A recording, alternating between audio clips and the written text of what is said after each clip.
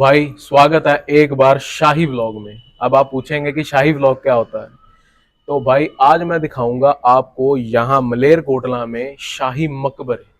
तो जो भाई यहाँ के नवाब थे, नवाब शेर मोहम्मद खान, जो भाई यहाँ के नवाब रह चुके थे।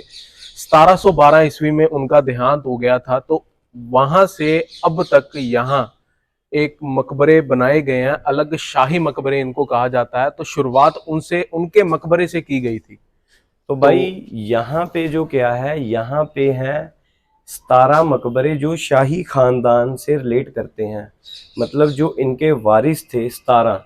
वैसे जो बताया जा रहा है कि मलेरकोटला में टोटल 22 नवाबों ने राज किया है, उसमें से यहाँ पे 17 लोगों के मकबरे हैं। 17 तो आइए आपको जो यहाँ थे उनका पहले फर्स्ट ऑफ ऑल मकबरे में चलते हैं, शेर मोहम्मद खान जी के। तो भाइयों आओ, तो दिखाते हैं आपको नवाब शेर मोहम्मद खान, जिनका जन्म 1672 ईस्वी में हुआ और 1712 ईस्वी में वह परलोक सिधार गए।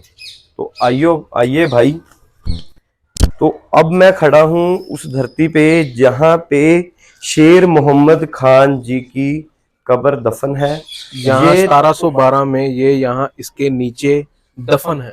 तो भाई कम से कम 300 साल हो गए हैं इस कब्र को।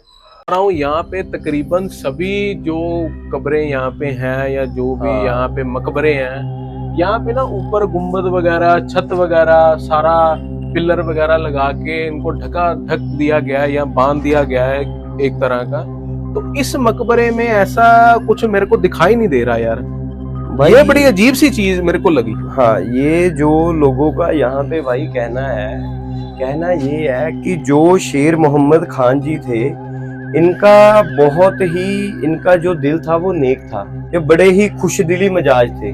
तो ये कहते थे कि अगर मेरी कब्र में ऊपर छत डाल दी तो ये मतलब कुदरत से ये कैसे घुल मिल सकेंगे। जब बारिश आती, जैसे अब बारिश का मौसम है, बारिश आ रही है, तो ये कहते थे कि मैं प्रकृति के साथ हमेशा जुड़ा रहूं, कुदरत की दाद लेनी है मेरे को। तो ये इनका नारा था और ये बड़े ही प्राकृतिक मिजाज के थे। इसलिए इन्होंने पहले ही एक जो वसीयत में पहले ही साइन किए हुए थे कि मेरे मकबरे के ऊपर छत ना हो, मेरी कब्र के ऊपर कोई मकबरा ना हो, मकबरा ना बना हो। जैसे ये मैं देख सकते हो आप सभी जगह पे प्रकृति के साथ ही रहना चाहूंगा, इनका यही कहना था। इसलिए इनके यहाँ पे ऊपर छत नहीं है भाई। तो भाई एक बार अब आपको ये जो दिखाते हैं, ये जो पोते थे, जो ग्रैंड सन्स थे, उनकी ये साथ में कब्रें दफन है और इनके ऊपर मकबरे बने हुए हैं। हाँ, ये सभी के ऊपर मकबरे हैं। बाकी इनके शाही खानदान के 17 मकबरे भाई आपको मैं फिर बता दूं, 17 नहीं है तो ज्यादा मकबरे इनके शाही खानदान। 17 नवाब यहाँ दफन है। मकबरे तो बहुत ज्यादा है इनकी पूरी फैमिली के। तो भाई यार, मैंने इस जगह में आके ये फील किया है कि हमने अपनी ऑडियंस को हर मकबरे जो पंजाब में ज्यादा से ज्यादा हमने कवर करने की कोशिश की है, पर मुझे ये नहीं समझ आ रहा कि यही शाही मकबरे का मतलब क्या हुआ। शाही मकबरे क्या है भाई? शाही मकबरे जो थे ना, ये शाही मकबरे की जमीन ही बिल्कुल अलग है।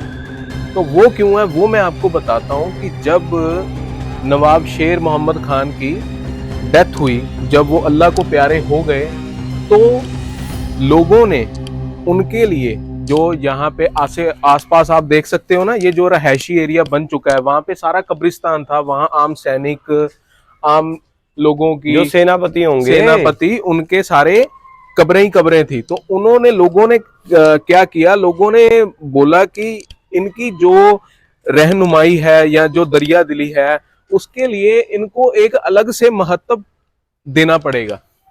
तो भाई ये जगह, इस जगह जो ये 4 दीवारी पूरी हो रखी है ना, यहाँ पे कोई मकबरा नहीं था। तो उन्होंने डिसाइड किया कि ये जगह शाही खानदान के वारिसों और ये जगह जो शाही, इनके जो शेर मोहम्मद खान थे, इनके बाद ही डिसाइड हुआ हाँ, है ये इनके वाला। बाद ही 1712 ईस्वी में, क्योंकि इनका इसके बहुत बाद ही बना। नाम था शेर मोहम्मद खान जी का। क्योंकि हाँ का नारा सिर्फ इन्होंने अब शुरू किया था और आगे आगे सब चलते गए थे भाई। और इनके साथ गुरु गोविंद सिंह जी भी रिलेट हैं, वो भी यहाँ पे इस पवन धरती पे रह के गए हैं और उन्होंने ही नारा लगाया गुरु गोविंद सिंह जी ने। इसलिए कभी यहाँ पे सिखों द्वारा कभी भी हमले नहीं हुए मलेरकोटला के अंदर। सभी लोग भाईचारे के साथ रहते हैं यहाँ पे। पूरे। तो आगे और हिस्ट्री जाननी है तो व्लॉग के साथ जुड़े रहें।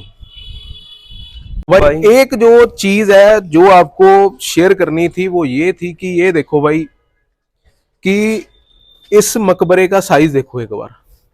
भाई ये होगा 2 फुट का। ये जो मकबरा है, एक मिनट, 16 24, हाँ 24 26।